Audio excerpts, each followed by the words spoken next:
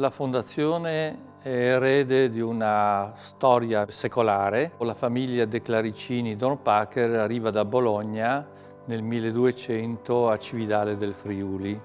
Una famiglia nobile, nel 1368 riceve anche il titolo dei Dornpacher, che è un titolo nobiliare austriaco che è conferito dall'imperatore Sigismondo IV. Nel 1640 comprò i terreni di Bottenicco, dove costruì la propria villa.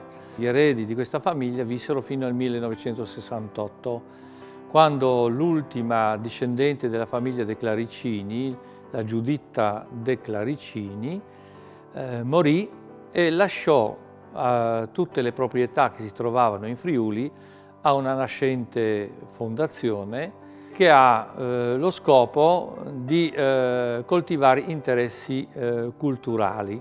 Per fare questo la Giuditta De Claricini lascia anche un'azienda agricola di 200 ettari che è il motore economico adesso attuale della fondazione. I 50 anni della nostra fondazione abbiamo pensato di festeggiarli in un modo dignitoso, se possiamo usare questo modo. Noi avevamo pensato di trovare uno dei motivi più importanti che la Fondazione De Claricini poteva offrire al nostro territorio, ovvero gli studi danteschi. Nel 1466 il conte Niccolò De Claricini trascrisse il codice dantesco De Claricini, che è l'unico codice prodotto in Friuli. Potremo festeggiare i 50 anni della Fondazione con una grandissima mostra a settembre-ottobre di quest'anno, dove rappresenteremo tutti i codici danteschi del Friuli e sarà la prima volta che potremo vederli tutti insieme.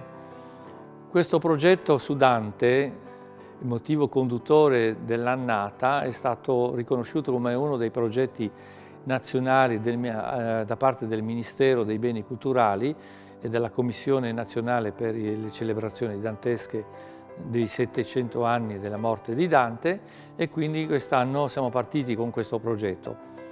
Il progetto prevede anche una serie di altre attività che non sono quelle delle mostre soltanto dei codici, ma ci saranno concerti, rappresentazioni teatrali, conferenze, un anno che inizierà il 25 di marzo con la prolusione di Don Alessio Geretti su Dante e che terminerà a novembre. Un programma ricchissimo di attività che porrà la Fondazione come uno dei punti di riferimento nelle celebrazioni dantesche.